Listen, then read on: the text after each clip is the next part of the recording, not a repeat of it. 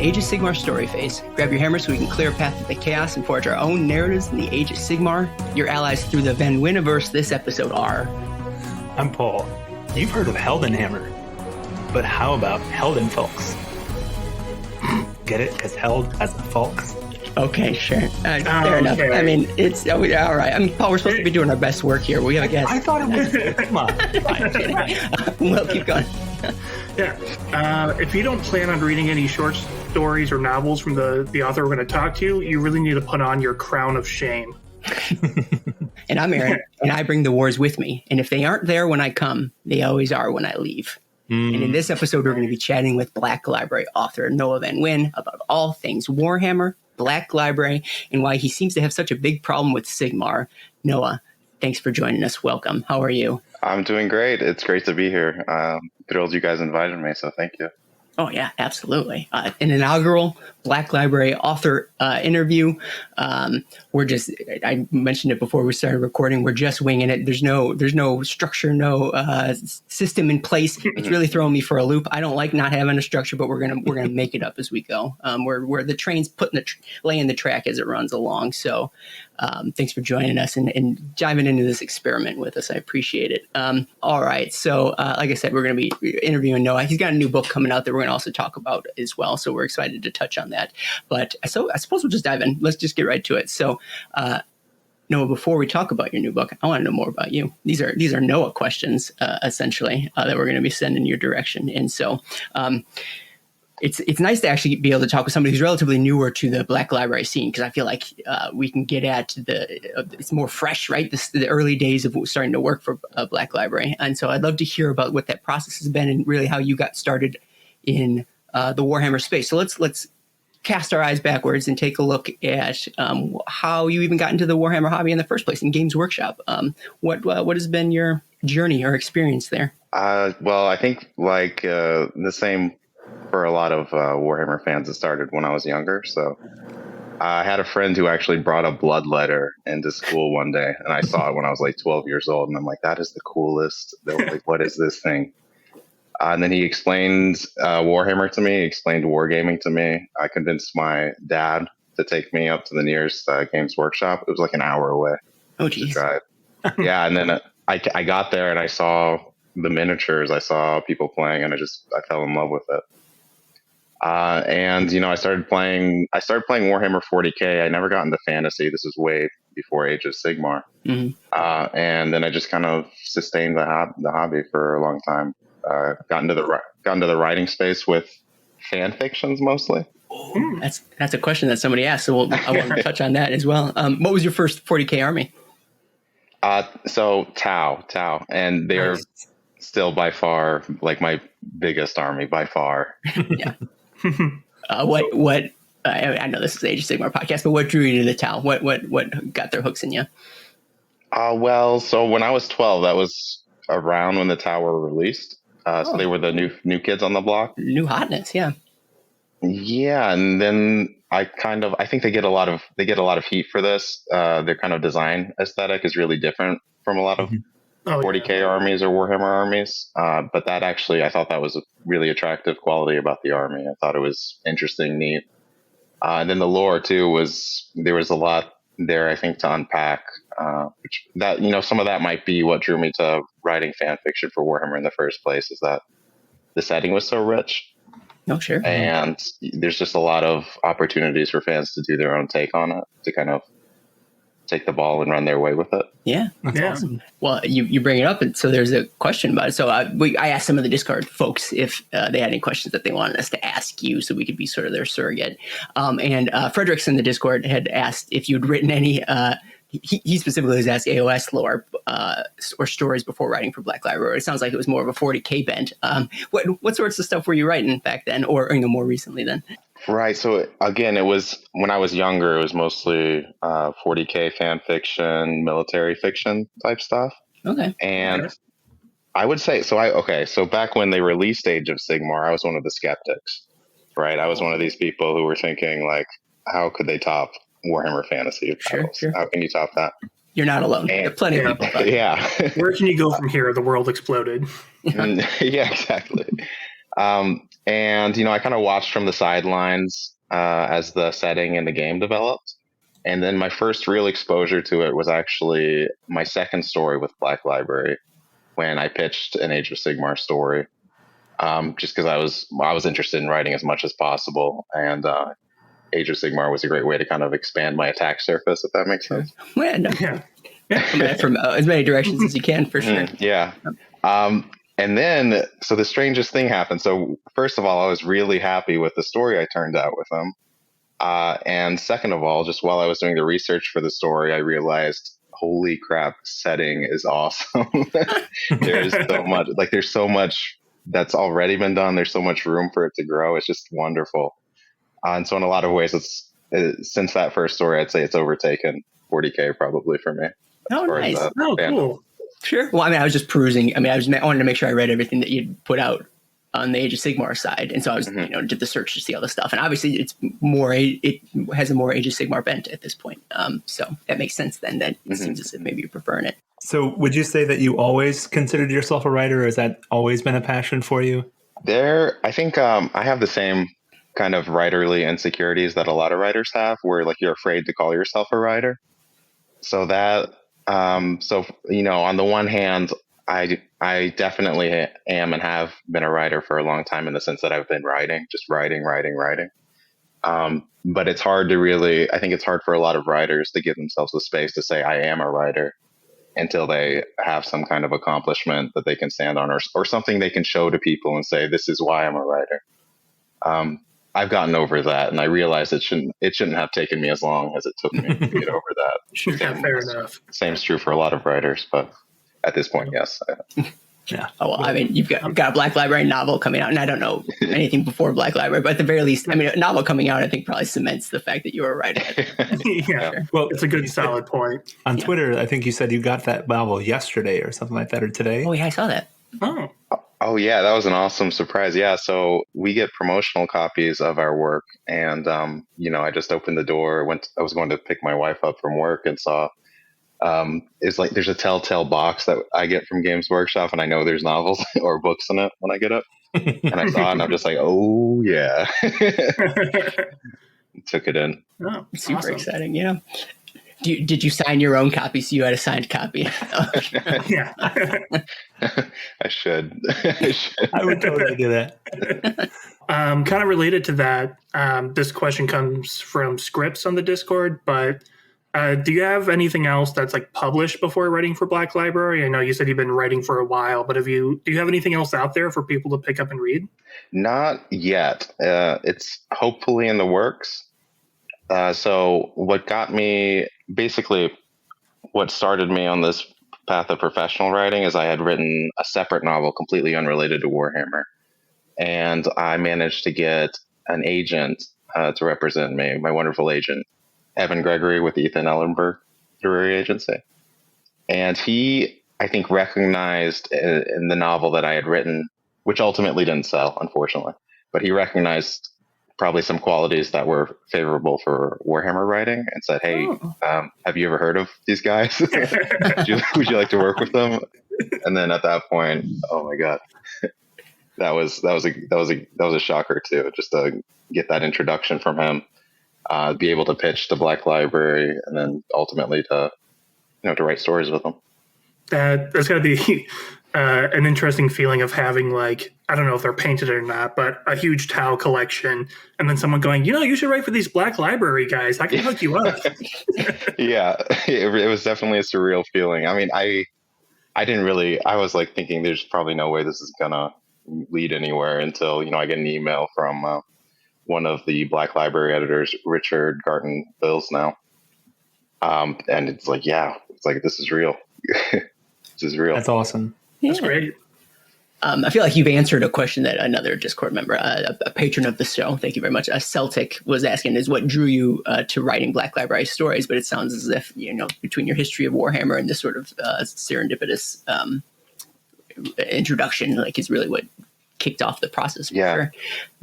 So is the open submissions window part of that at all? Or did you circumvent that process? I don't know much about it, but... I kind of circumvented the process. publishing, as with many things, it's one of those things where kind of if you meet the right people and if you have the right skills, it can really help out a lot.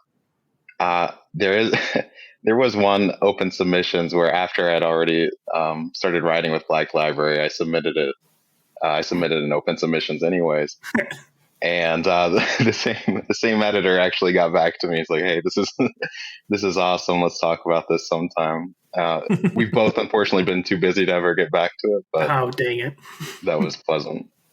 That's fun. I think there's an open window, like maybe right now. Perhaps. Yeah, it just opened. Yeah. So my inclination would be to ask, well, do you have any suggestions for people who are doing that open submissions window? But you kind of went around it. But that's not to say that you maybe wouldn't have suggestions otherwise. I don't know if now's the right time in the interview to talk about it, but I already brought it up and I can't take it back. So, I mean, just real quick, I guess, do you have any thoughts on what someone could do to like excel in that setting? So I think probably 2 tips, right? So the biggest tip, well, let's say 3 tips, but the first 2 tips really come together. And those 2 are really, you got to know the material and you got to know how to write, right? Now, the thing is, I actually suspect that most of the open submissions, most of the writers who are submitting for that, I think they probably meet those qualifications. Like they probably know how to write. They probably know the lore well enough if they're interested enough to submit in the open submissions. So then kind of the third thing that I'd say would be crucial would be to do something new and do it in a kind of fearless way, because you got to think, I mean, the editors are working through probably thousands of submissions. So you have to find some way to really get eyes on your manuscript.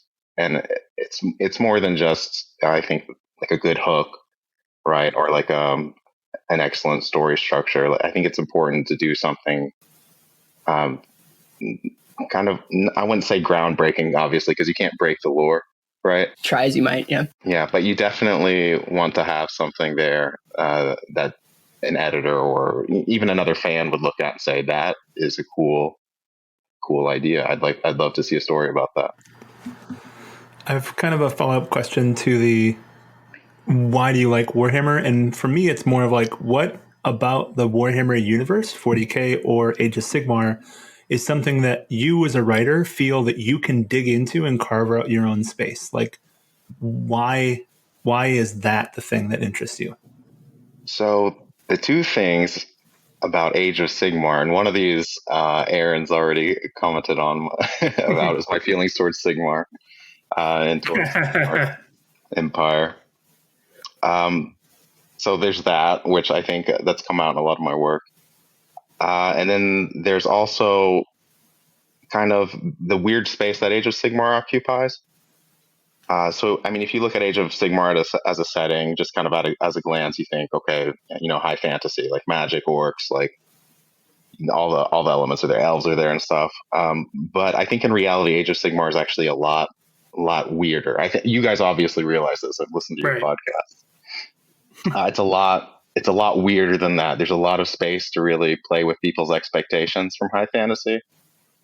So that would definitely be the number 1 attraction for me. That's kind of my favorite thing to play with. So then I got a follow-up question. Did you hate Sigmar in the old world too? Or is this like more of a Mortal Realms thing? Tell us about your feelings of Sigmar. He's written many stories about it. Right. Yeah, I mean, asking me as a person, like if I Noah Van Nguyen was like in the mortal realms, I would definitely worship Sigmar. Like, yeah. You send your Stormcast here. Safest bet. Yeah. But I think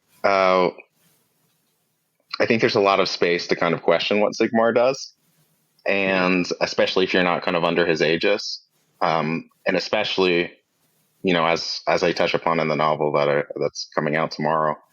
For the Slaves to Darkness, like why would they reject Sigmar when he's so clearly, like, looking from the top down, he's so clearly the best choice.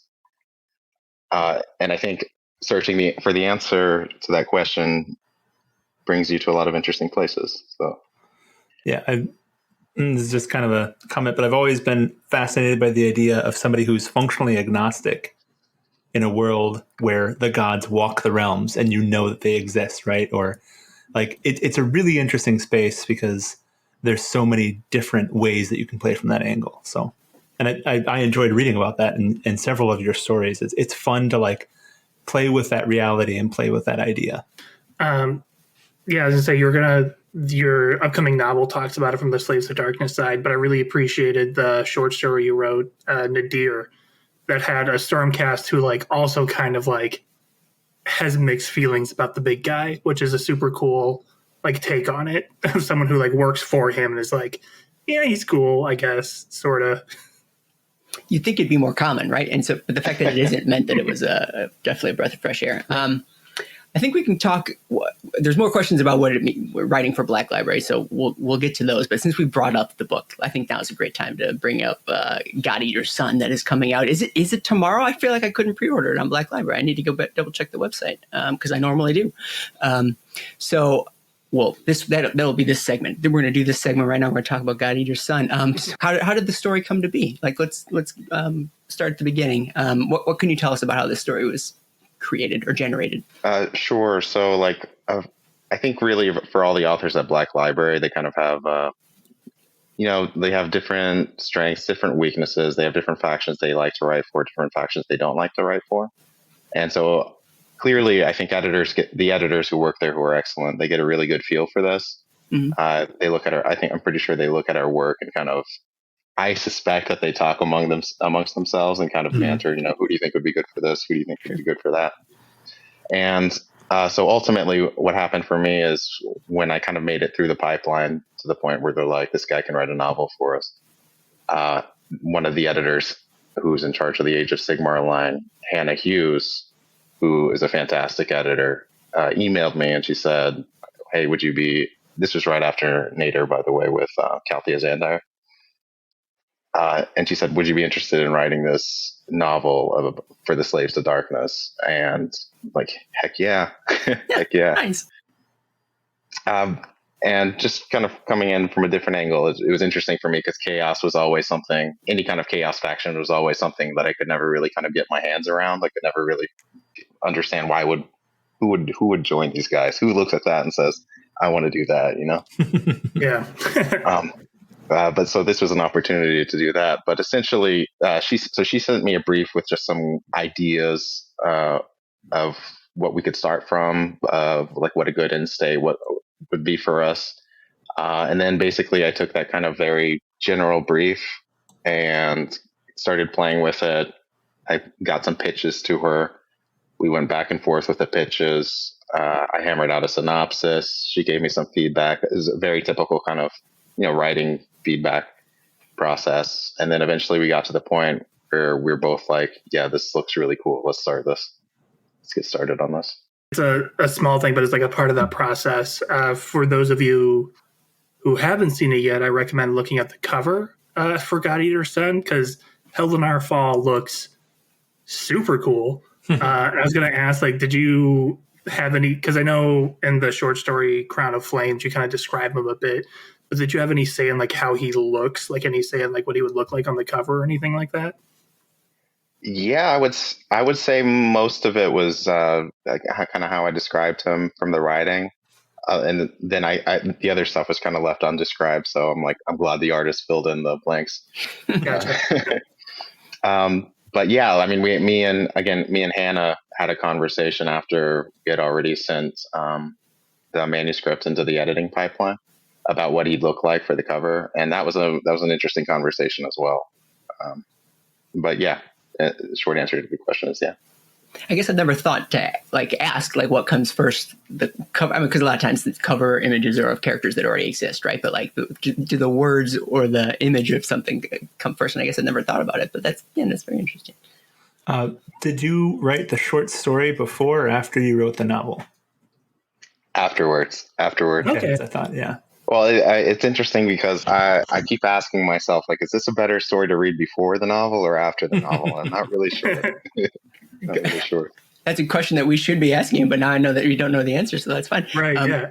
Fortunately, it came out first, so the decision was made for us, but for anybody else who hasn't picked it up yet, yeah. Did you have the artwork for the novel when you wrote the short story? To be honest, I don't recall. I don't think so. No, I don't think so. I think at that point it had not. I had not gotten a gander at it yet. So time got like since the pandemic began, time's kind of like melted together. Yeah, it's weirdly wobbly. Yeah. So you, this is your first book that's published, first novel that's published, right? Correct. So this is the first time that you've had a piece of art commissioned for your work. Yes. Right? Yes.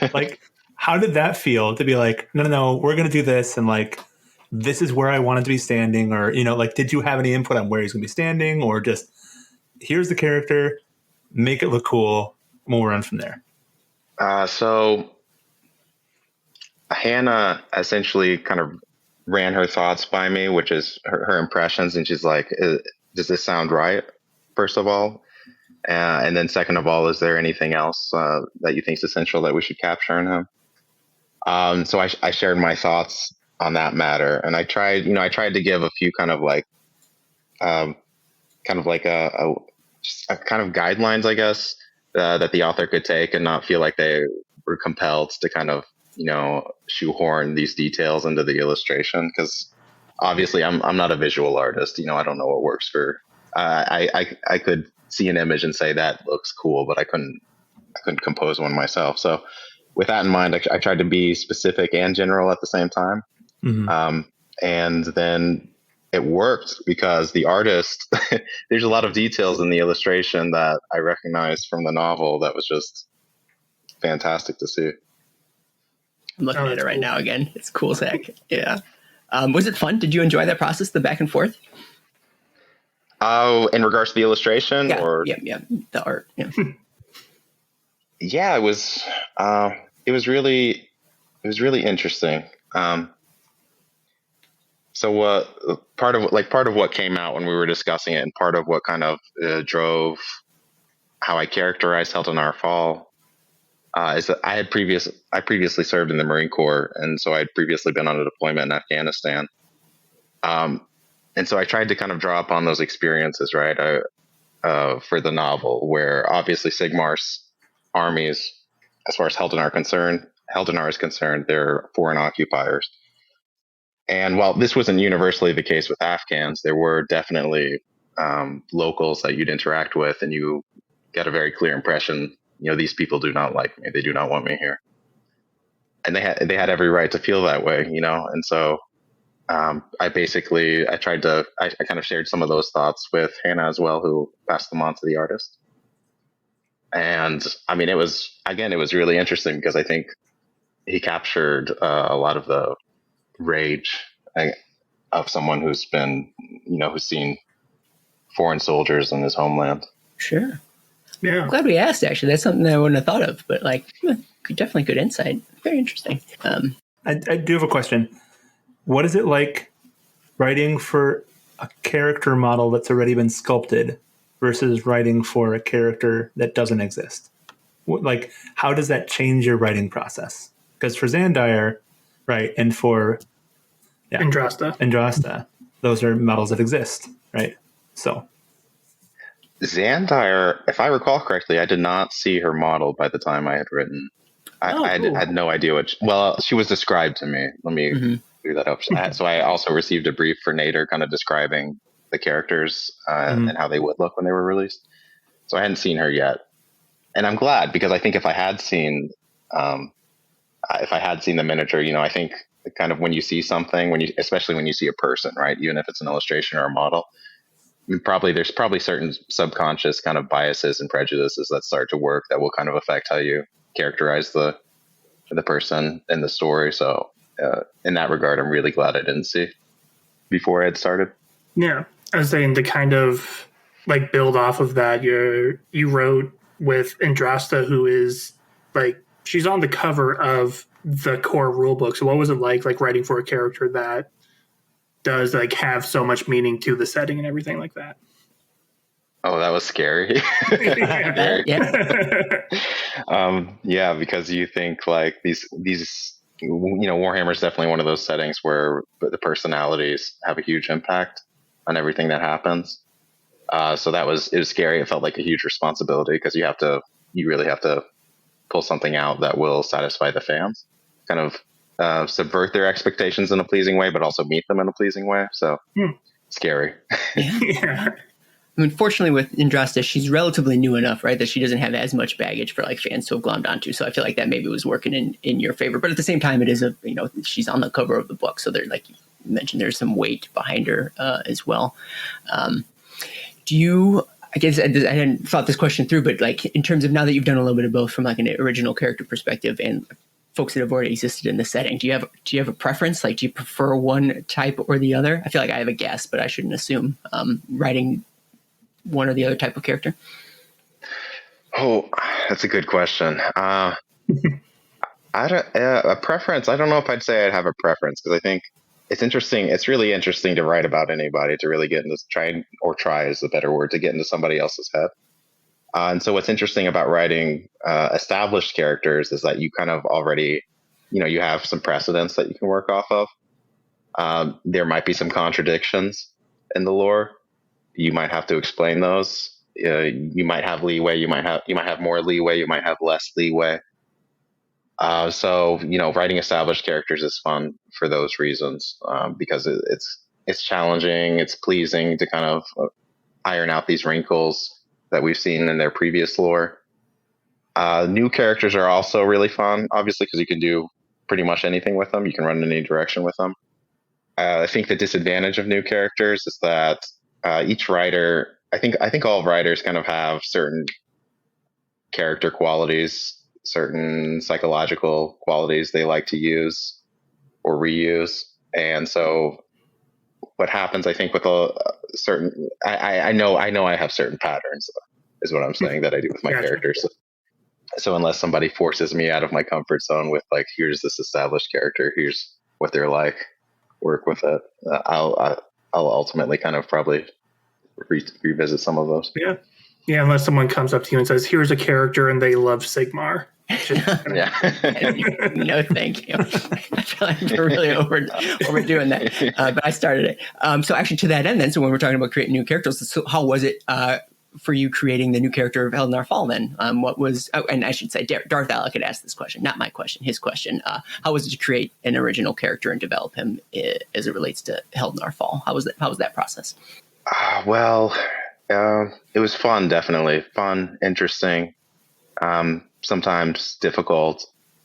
I think the most challenging and also the most rewarding aspect was kind of trying to figure out, how can I make this guy likable, or try to make him likable, while at the same time, essentially making him the bad guy. Like Chaos, there are no slaves to darkness that we can say are the good guys. Just again, looking from the top down. So how can you make this bad? How can you make an anti-hero really that really resonates with readers, and that has good reasons to be doing what he's doing?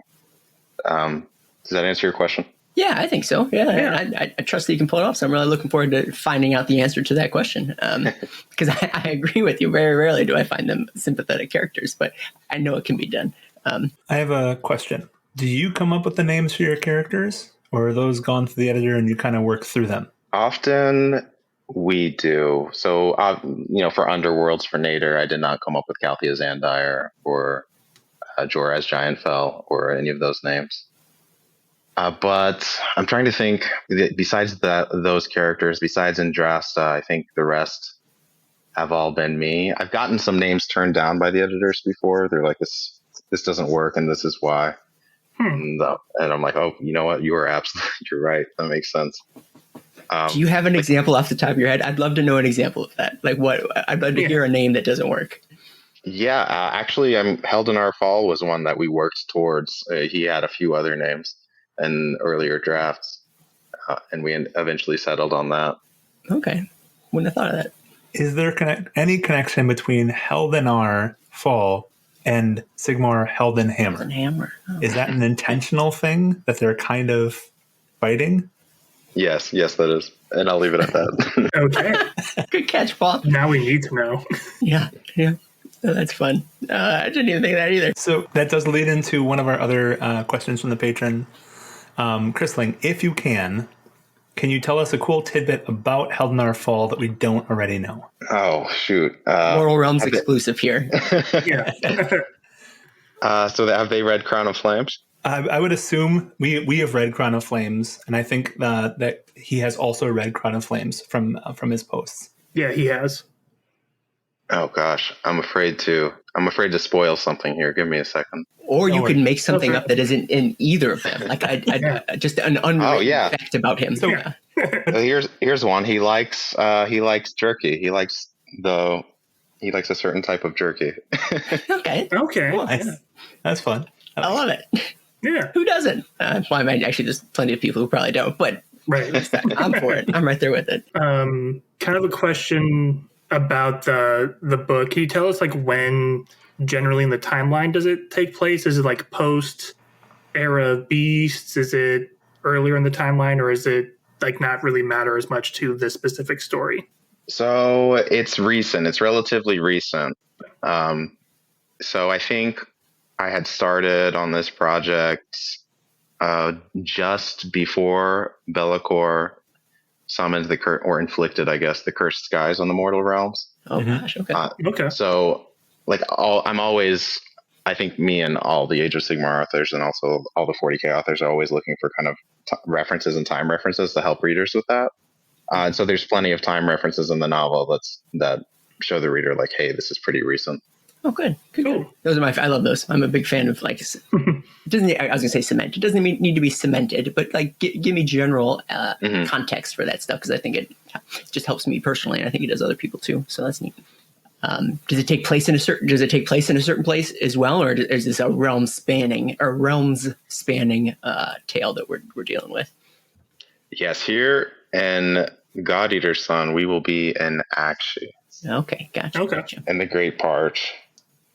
Except for that moment when he was on the mountain, and then the mountain was somewhere else that wasn't Akshi, but then came back to Akshi. If I remember. Is that true? Can I read it that closely? So when he got on the mountain, it was moving, right? Yeah. The roaming mountain. There was a moment where he said, "I'm somewhere else. I don't know where I am, but I'm not going to think about this too hard." No, gotcha. And then they were back in Akshi again. Right. Right. So for that story, and again, I think it helps that we didn't spell it out too much, but I imagine that mountain, that roaming mountain, kind of moved between realms. Mm-hmm. And so at that particular point, while he was still outside the mountain, it had I wouldn't say teleported, but it left the realm somehow by some metaphysical means.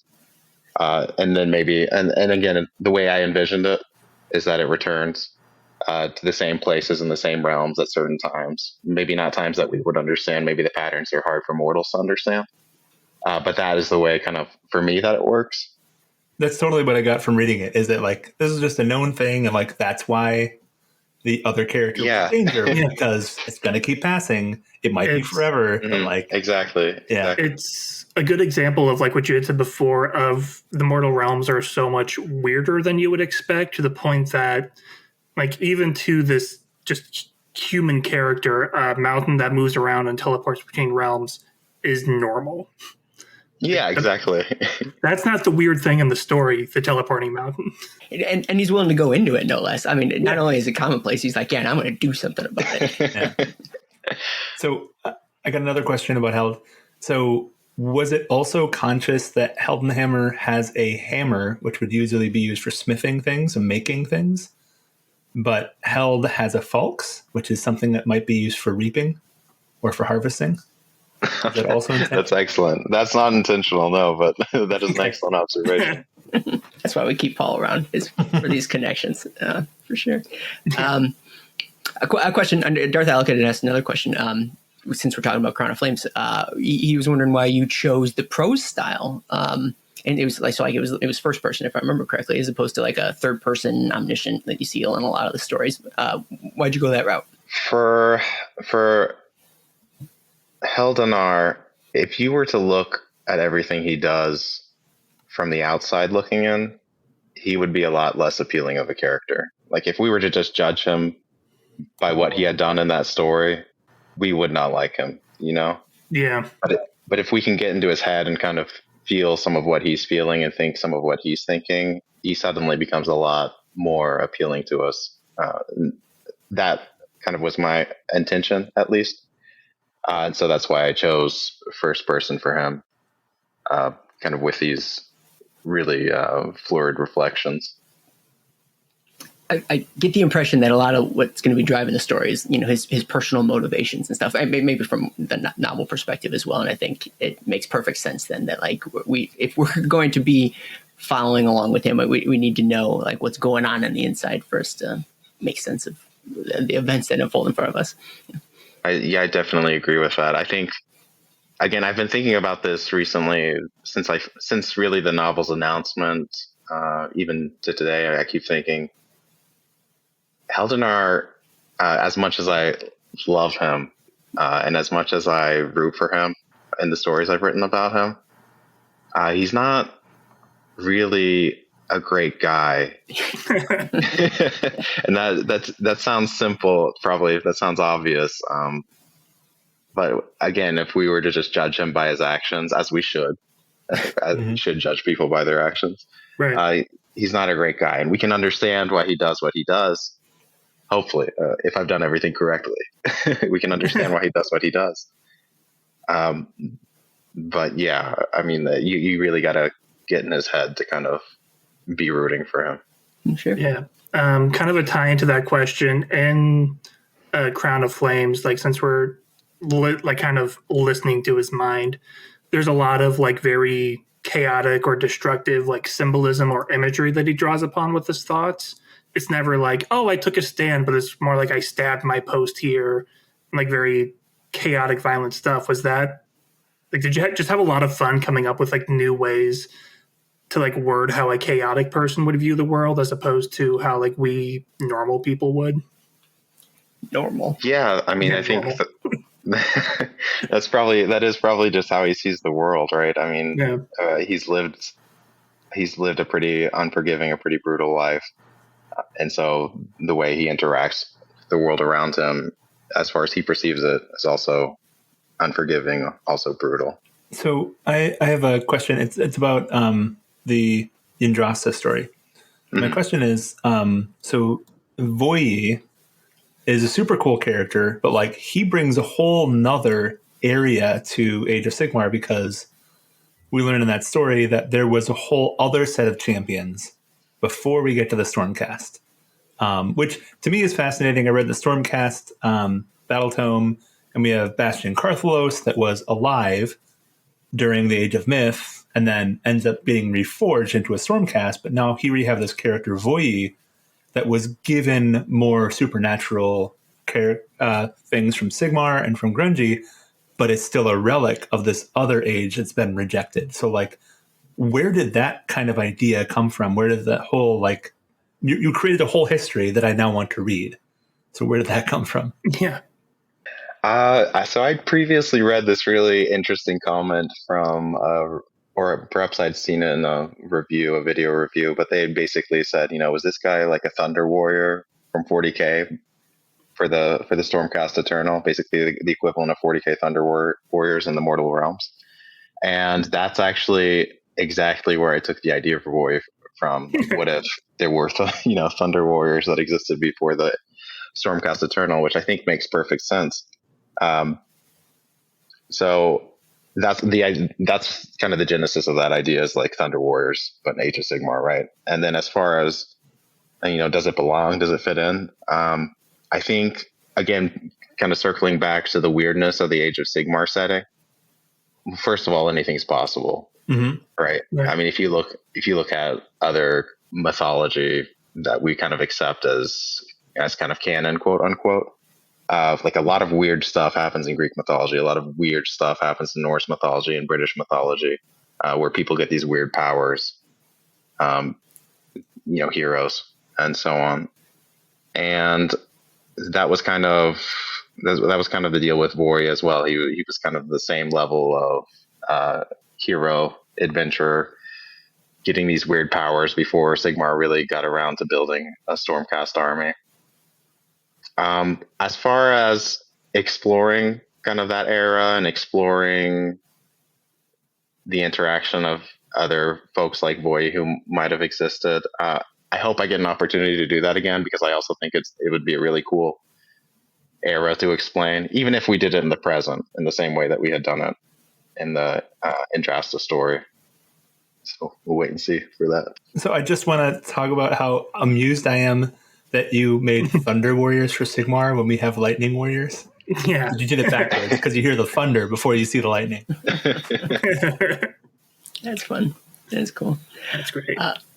You talked about when dealing with established characters, how sometimes maybe you get the opportunity to subvert expectations. Did you feel like you were subverting expectations in the Injustice story there, like when dealing with the character that already existed? Subverting expectations insofar as Indrasta's behavior or Voy's behavior? I guess Indrasta's behavior, because I guess we didn't have expectations of Voy's behavior, so I'm not right. necessarily how to subvert them, but yeah. Right. So Indrasta, from her first appearance, she's pretty much what we expect, right? She's what's described to us in the lore. And then as far as the actual execution of the story, as far as subverting the reader's expectations there, yeah, that was fun. It was fun to kind of take Indrasta out of her element, which is really the goal of any story, is to take the character out of their element and put them in a situation where they're challenged in order to accomplish their goals. Sure. I really loved, to some degree, going into it. I think it might have been maybe the first story I'd read by you, right? And like first few pages into it, I'm like, all right, well, I know it. I know what this is. I don't. Okay, I'll get through it. And then like things changed. I'm like, oh, you had my curiosity, now you have my attention. That situation. I remember just smiling once the situation changed in that story. So it's good. I love the duality of Indrasta losing the spear and Sigmar losing the hammer, and how they approach it completely differently. And their siblings. Right? I mean, the weapons. Yeah, exactly. They're siblings. Yeah. And so, like, it was almost like a do-over, right? A bit of, like, especially because Sigmar is sitting on his throne doing nothing, right? But it's his chosen side are you on, Paul? She's nice. I mean, all right. Paul, join the dark side. Sigmar a little bit, but, you know. Yeah, I heard in your previous podcast, I'd heard your comment on that before. That was awesome. Excellent. Just like a small thing, but I always thought it was funny. And Nader, like, they're talking about Indrasta, and at one point Calthea is like, "Oh, I didn't even I've heard of her, but I thought she was a legend." And it's just funny seeing something like that, knowing that you also wrote a story featuring Indrasta somewhere else.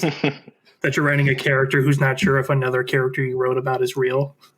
Yeah, the Mortal Realms are big, and the Stormcast Eternal are also a huge organization. I mean, it's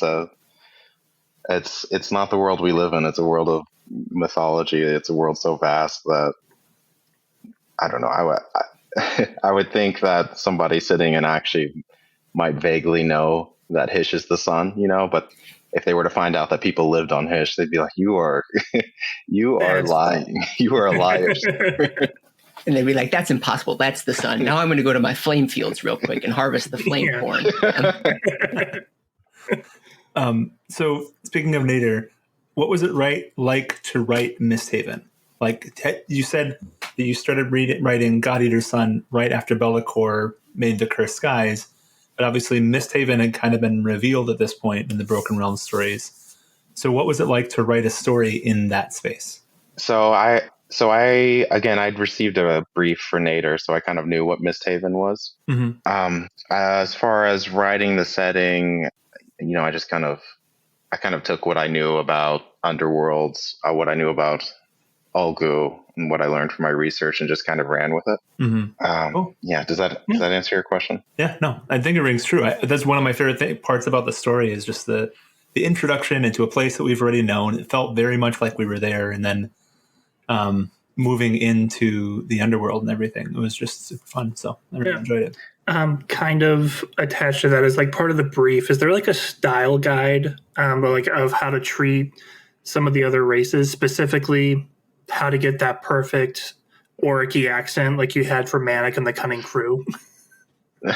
Or do you just wing it? So as we're all Warhammer fans, so we're all kind of familiar with how orcs talk, right?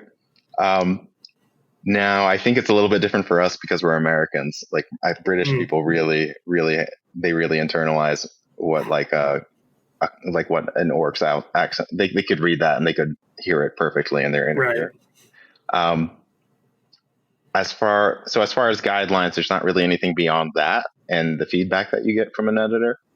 I was very pleased when I wrote Manok's dialogue because Hannah also commented complimented the dialogue as well. So I was very pleased that I had managed to nail it. And then you saved again as well. So thank you. Yeah. There needs to be like a program or something that you could run through just regular dialogue. It kicks out, like it changes every word. I would like to do these 7 things. Yeah. Kicks it out. And then like tangentially related, one of my favorite factions or races in Warhammer is the Hobgrots, and they like don't have any spotlight on them. So the fact that Krugrin would show up and all the Stormcast would go, "Oh God, him again," and then just get rid of him right away, just like perfect. Chef's kiss. Davy's not here to ask. Davy really wanted to be here, but he just the scheduling didn't work out. So I want to come up with Underworlds questions to ask. And so you mentioned just what you'd known about Underworlds. How do you go about like deciding what to dive into or read into? Or for example, like how did you decide to have to read more about Underworlds? Was it because they prompted you to write this short story, or is this something you were already digging into to begin with?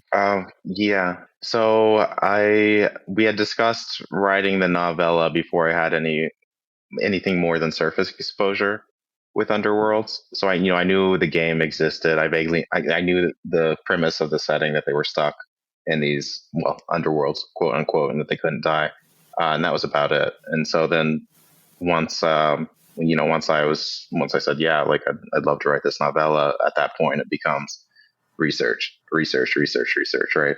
So I basically got my hands on every Underworlds anthology, novella, what have you out there, and just kind of burned through them.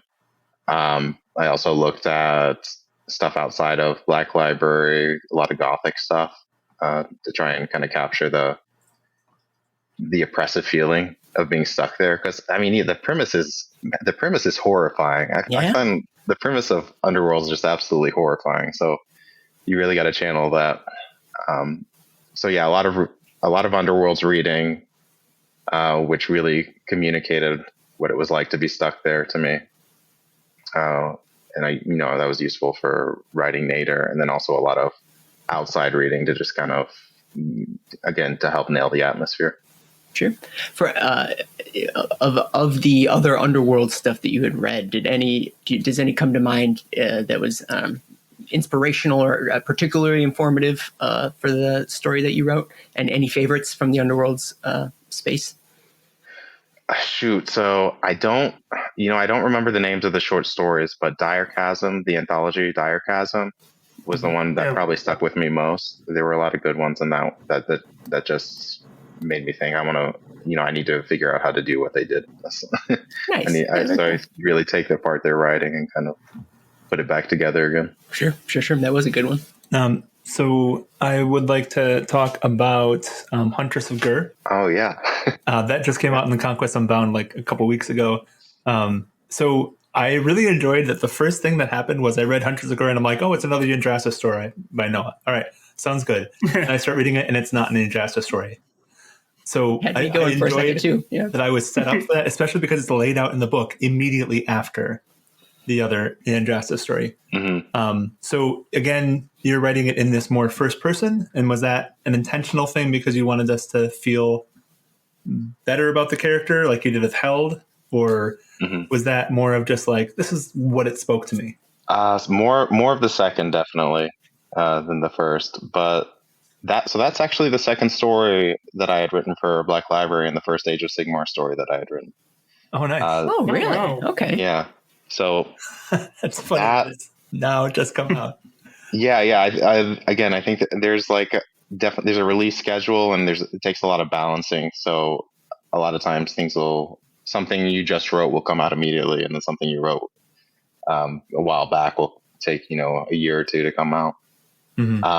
So as far as the narrative choices for that was actually experimental in a lot of ways. I'd certainly never written a Warhammer story in first person before that. I don't know if I'd ever written any of my own stuff in first person before that. So a lot of that was kind of writing to understand Luda, writing to understand the setting from her eyes. Basically, for those reasons, it was easier to write first person than third person. Yeah, the timeline of like when you write something versus when it comes out is something that always interests me, especially with like Crown of Flames and then God Eater's Son. Like, do they at least for some of those give you a heads up, like, hey, we want you to write a short story that will come before the novel, or like, do you mean not to dig too deep, but do you sometimes like not know, like, oh, I want to write another story, but I probably shouldn't connect it to the first one because I have no idea when that's coming out, type situation? No, it's often the case that they kind of give you a heads up. Okay. Like, you know what's coming out soon. You definitely know what's coming out sooner. Cool. All right, I have a writing specific question. Are you a plotter or are you a pantser? I used to be a plotter. I converted to being a pantser, and now I'm becoming a plotter again. So that I'm kind of I'm now at the point where I think basically they're the two sides of the same coin. To plot is to pants, and the pants is the plot in some sense. Mm-hmm. Like, yeah, if you're plotting, right, you're pantsing the plot when you outline it, mm-hmm. right? And if you're pantsing, I mean, ultimately, you got to come back and figure out the plot again. So it's really, you're not one way or the other. It just depends on your taste. And for me, that's kind of gone back and forth. No one has any idea what you people are talking about. When is plotting and pantsing? And then the second question I have is, so you kind of just rattled off the names of the main characters for your stories. So do these characters kind of live in your head, or do you write them and kind of like let them go? Yeah, they definitely stay with you. And it's definitely the case that the longer you spend with one character on a project, the longer they stay with you. Mm-hmm. So it's always nice to think of Calthea. It's nice to think of Haldanar, because, well, for one thing, it's nice to know how their story ended and to know, to realize that some kind of change was accomplished, and to kind of wonder what they would be doing now, to kind of wonder about hooks for future stories. It kind of feels like this is maybe a little bit pretentious, but it feels like kind of thinking about an old friend, wondering how they're doing, if that makes sense. No, You're sure. like, stop at a decision and you're like, what do I do here? And then you're like, what would Haldanar do? That's what I shouldn't do. Right? Or if you want to get something done, maybe you do what he does, though, right? Like, if you want to accomplish something. Maybe we all need to be a little bit more Haldanar in our lives. Yeah, we could all use a little Haldanar.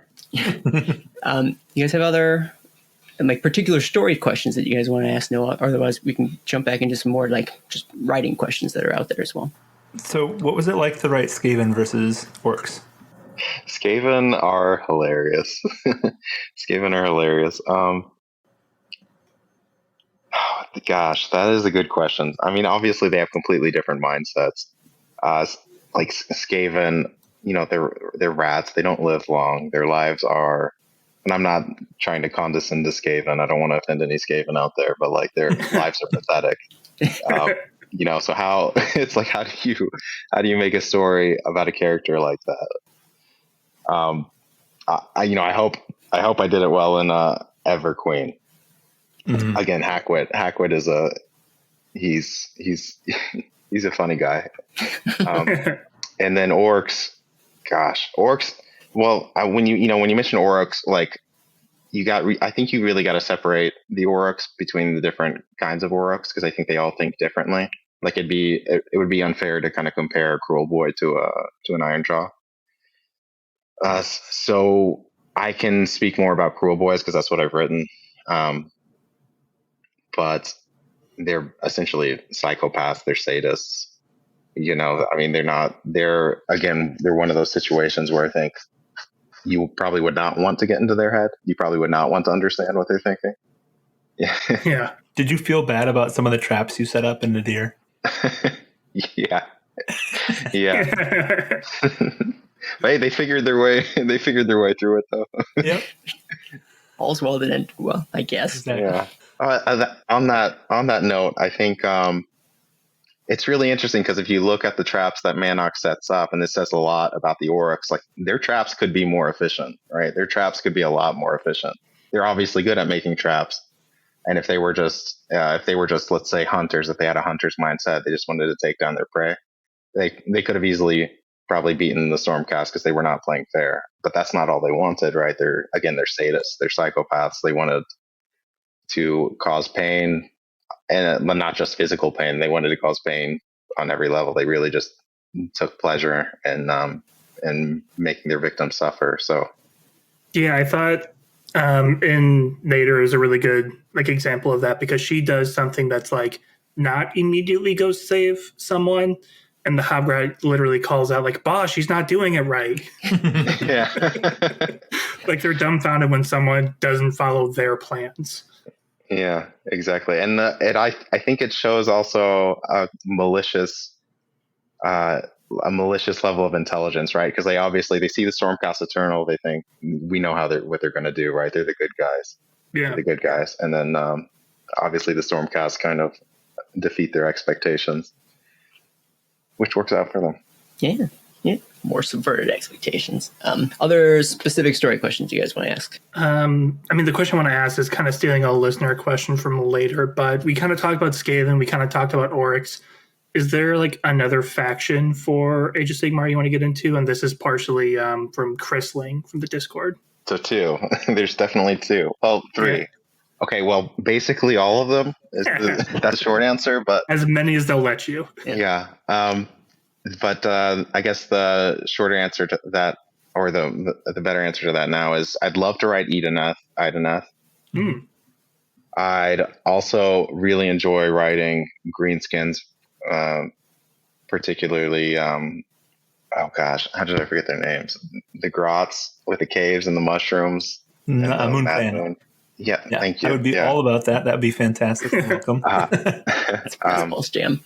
Gosh. So I'd love to write them. And then because I've been listening to your Ogre Battle Tome, Mothrax Battle Tome podcast, I'd now love to write ogres. I think a story about an ogre chef looking for the perfect recipe or something. Sure, yeah. That would be awesome.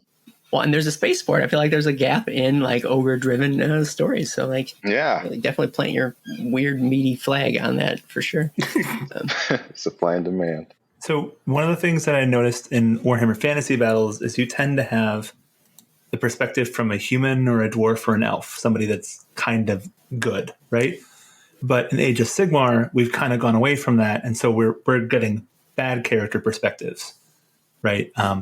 We're getting Heldenar, we're getting Luda, we're getting all these other characters, and so is that something that you appreciate?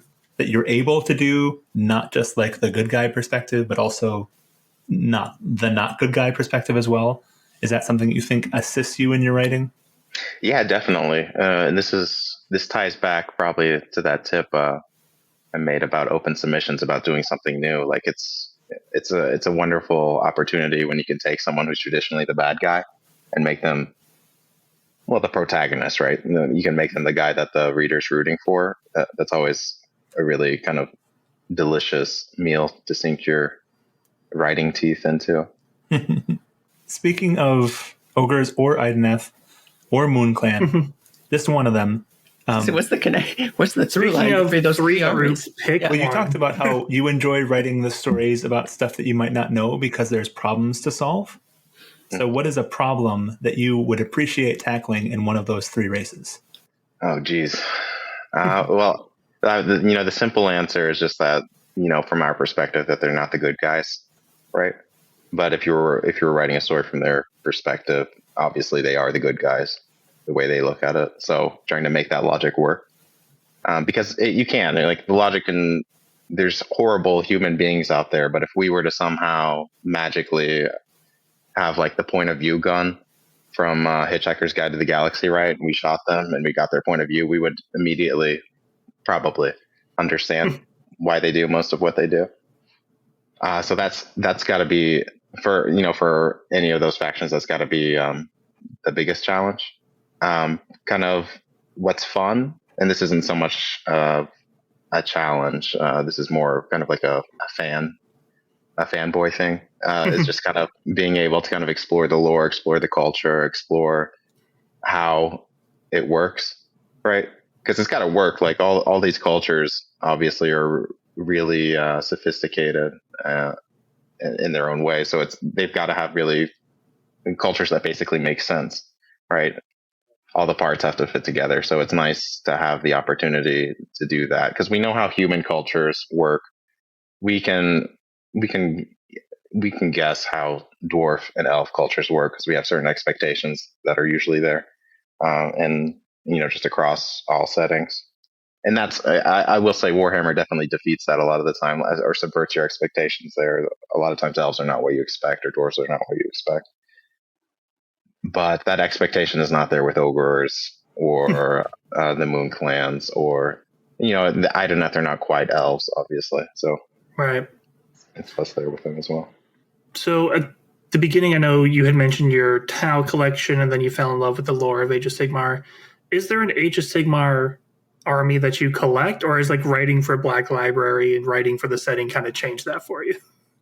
No, not at this point. No, but that will hopefully change soon, because I think I've got enough. So I lived overseas for a while. Since I lived overseas, from then until now, after I returned, I've not really had a chance to kind of do the hobby at all. No wargaming, no painting, no collecting, no converting. I want to get back into it, and I want to do it through Age of Sigmar rather than 40K. So I've been looking at two, basically. So Slaves to Darkness. Obviously, I want to make an army for Held in Our Fall. Right. And then I have this dream of making, probably not an army, just buy like a unit, and then making Punk Cast Eternal. No, nice. I think you just tweeted about that too. I think it must have been you who's saying it. Yeah. Yeah, I'm obsessed with this. I can't let it go. It's going to So a Punk Cast Eternal is what you said, right? Yeah. So what defines that for you? Well, I think mohawks, spike belts, chain wallets, leather boots. No, I'm kidding.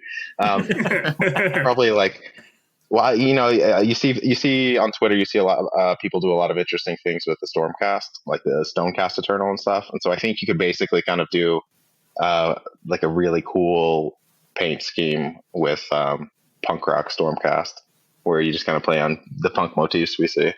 And I think it would work. I think it would look really good on the board. Nice. Yeah, absolutely. So actually, Darth Halleck had asked us about if you played or painted, so I feel like we've touched on that. But then Scripps had asked another question. So outside of like the Warhammer hobby, do you have other hobbies or other things that maybe influence your writing outside of Warhammer that are worth mentioning, that somehow inform your writing process? Definitely. You really gotta pull from everything to make your writing convincing, right? To kind of fill in, to add those details that bring life to something. And so for me, a lot of that comes most naturally from exercise. I exercise a fair amount. And I think there's a lot to draw upon there, even though it seems pretty simple. Like exercise is a pretty simple mechanical interaction with the environment, right? You run or you lift something, but I feel like there's a lot of mindset stuff that you can really tap into in writing, especially when characters are really physically involved. So that's one. And then the second one, this is probably more important for my writing, is just my interaction with foreign languages. So I speak Russian and I speak Vietnamese, and I learned them as an adult. And I kind of fell in love with studying foreign languages. And so in university, for example, after I finished my military service, I took a bunch of classes in linguistics to kind of get under the hood. And so I think if you've read Nader, you kind of see there's some commentary on language in there, for example. Yeah. It's present in God Eater's Son as well. So definitely languages. Okay. That's cool. Do you wish there was more opportunity to dive into, I don't know, whether it's language creation? I feel like Warhammer has this thing where most of it's just people are talking to each other in what I would consider English. Do you wish there was more opportunity to get weird and wacky with sort of the languages out there? Because it's the sort of thing that's like a hallmark of other fantasies that we don't really see all that much in Warhammer all that commonly. Yeah, that would be awesome.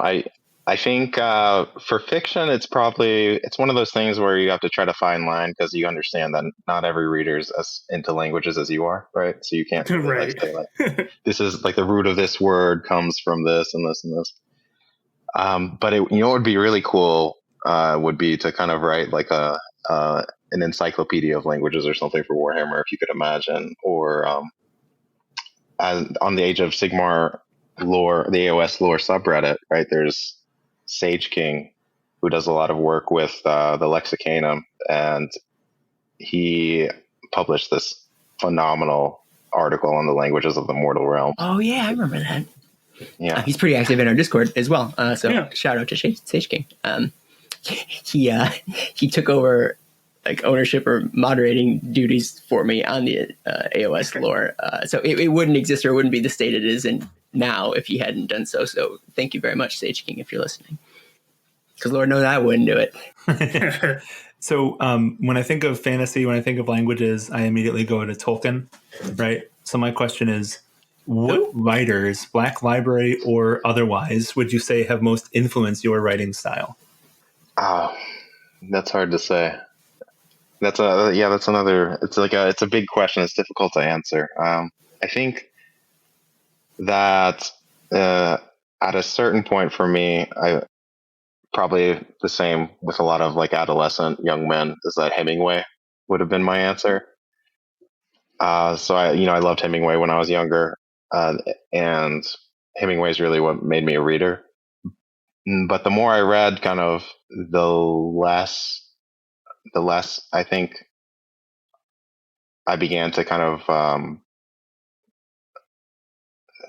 I wouldn't say admire or worship authors, but the less I began to kind of think of their writing as a model for my writing. So essentially, this is a long way of saying that every time I read something, there's something to take away from that author, right? There's something small or something big to take away from that author and from their writing, and to kind of tie into your writing to make you a better writer.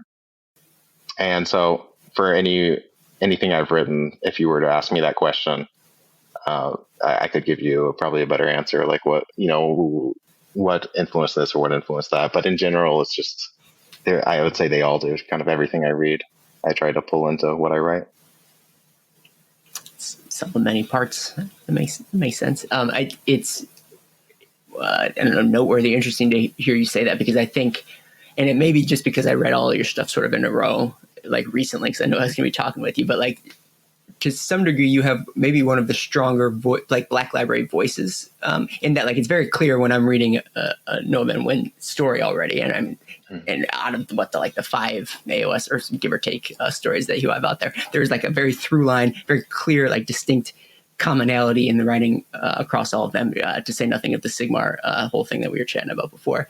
And so it definitely does seem like you've got sort of this unique voice that may also be combinations of other things, but is very uniquely yours. And so that's why I'm really digging all your stories and why we reached out to you to chat with you, because I was really wanted to pick your brain quite a bit, which is not to say we're winding down. I just wanted to seem like an opportune time to bring it up.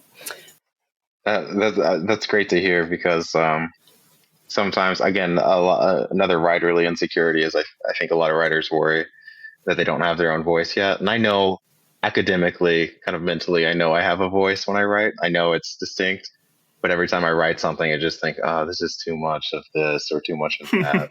This is not Noah. And then eventually it gets to that point. I'm not the only one who thinks so either. I don't have their name, but just we talk about authors in our Discord, and someone unprompted had brought up the fact that like they had maybe posted something like some excerpt from one of your stories, and it was particularly what's the adjective I want to use? Not poetic, maybe in some ways. And they're like, I love this, and I don't even have the quote in front of me, but it was just like, oh hey, guess what? We're going to be talking to him soon. So like, how neat is that? I wish I'd remember to write it down, but the point is like, yes, it is that standout sort of, it's clear when something came from you, in the best way possible. So. We have another question from patron of the show, Domir, which is, what is the kind of story you enjoy writing most? As in, like, mystery, thriller, horror, what genre do you think you enjoy most? Recently, and this is directly tied to the release of the Warhammer Crime imprint, mystery. I would say mystery. Yeah, I think every great story, kind of without exception, has a mystery in it, whether or not it's a mystery story, quote unquote. So definitely mystery. I would love to try my hand at writing thriller or horror. I'm ashamed to say that I only have kind of table writing of any thriller or horror, so stuff I've never shown anybody. I don't have a reason to, but it's one of those mountains I'm looking at on the horizon that I'd like to get to. So you have like a kernel of an idea of like what you'd want a thriller or horror story to be in Warhammer, or you're still trying to figure that out too? Definitely. I definitely do. Definitely. Perfect. I kind of feel like Nadir is a bit of a horror story. As you start reading it and you're like, oh, they died.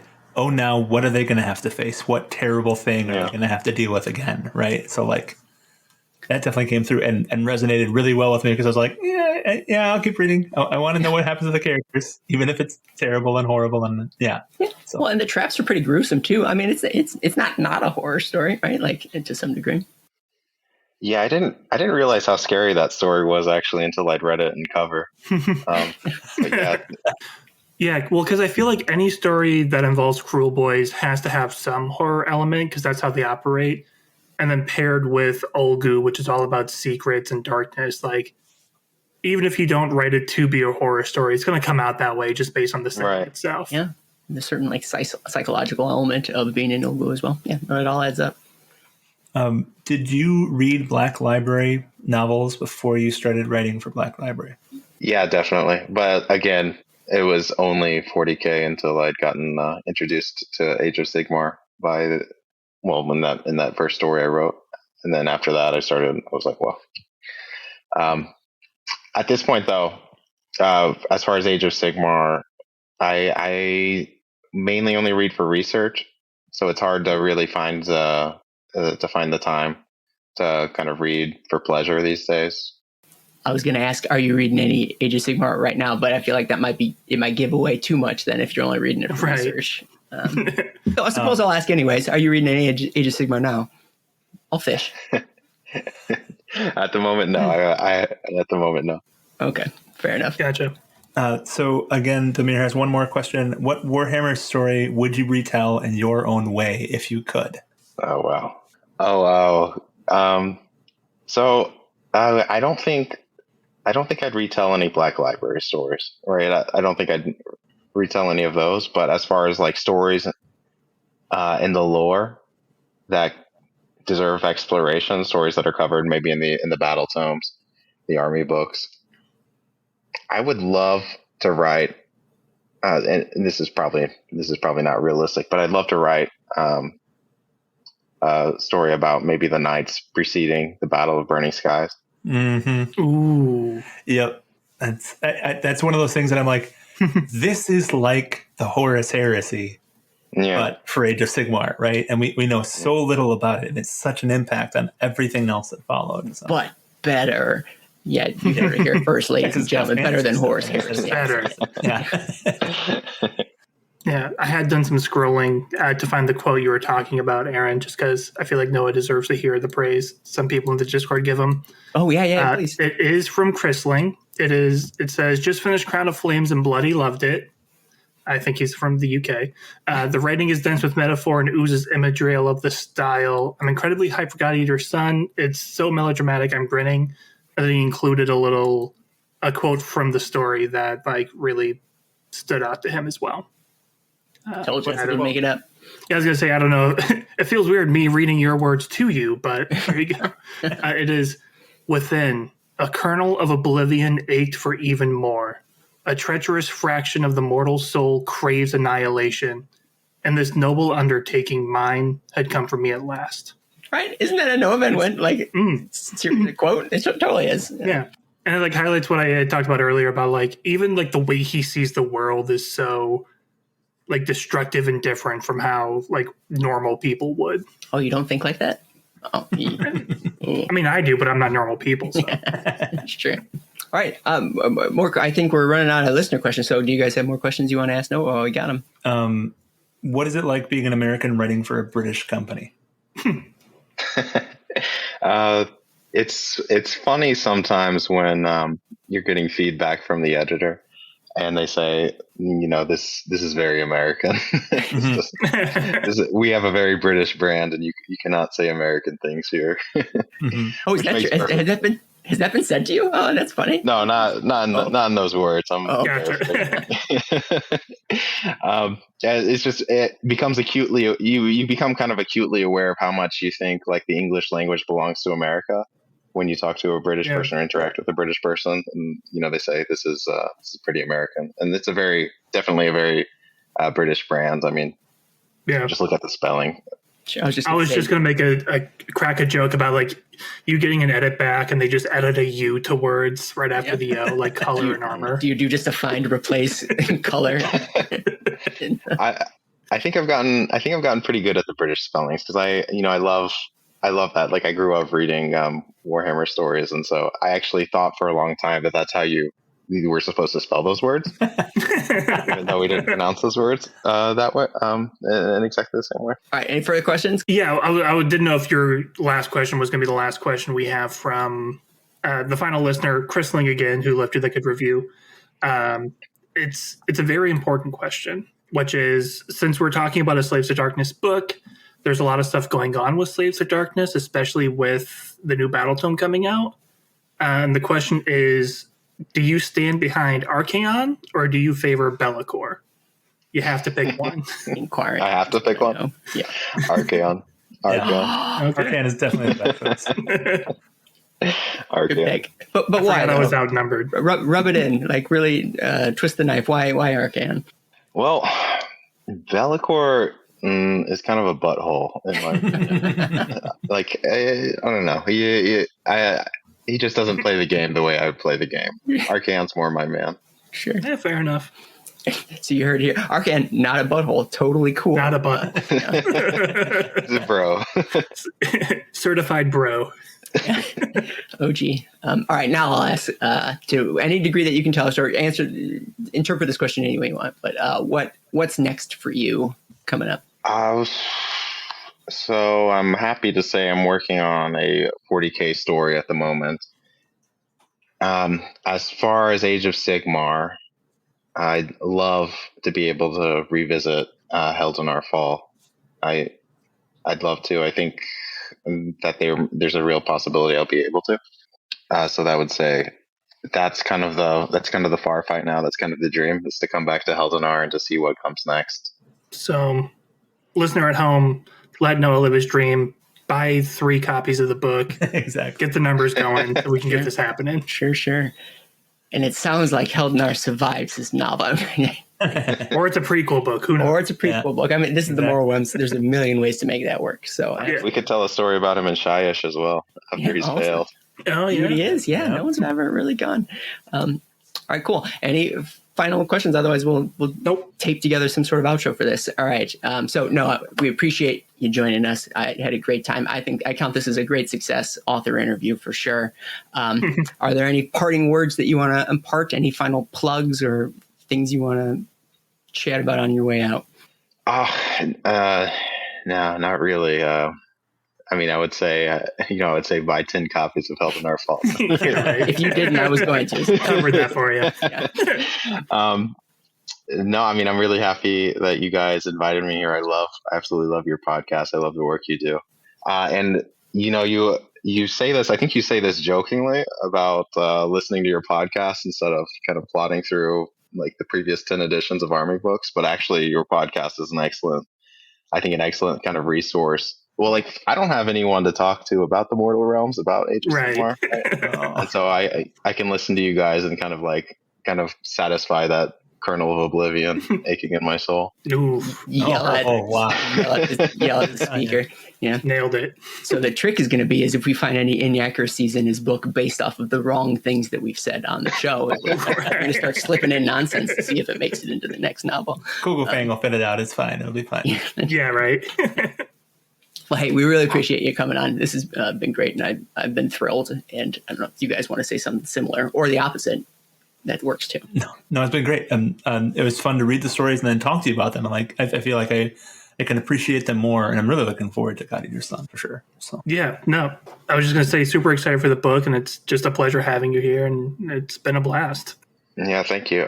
Again, really happy you guys invited me. I hope you enjoy the book when it comes out, and feel free to reach out anytime. Careful what you ask for. We'll do it. But on that note, then let's wrap her up. It's time for our reforging. But Sigmar Willing will be back soon. Like, subscribe, share, or leave a review. Join us on Discord. Drop a tip on our Patreon. Anything you can do will spread the word of Sigmar farther than we can on our own. Chat with us anytime about your thoughts on Twitter at The Mortal Realms. Paul, where can they find you online? At PJ Shard. Well, where can they find you? At Age of Sever. Excellent. I'm on Twitter at Dosesos. And Noah, where can they find you online? I am on Twitter, but I forget my handle. Noah Van Nguyen, I believe. Nice, excellent. And you can find all our Mortal Realms shows and content at www.themortalrealms.com. The end. Hey, that was fun. That was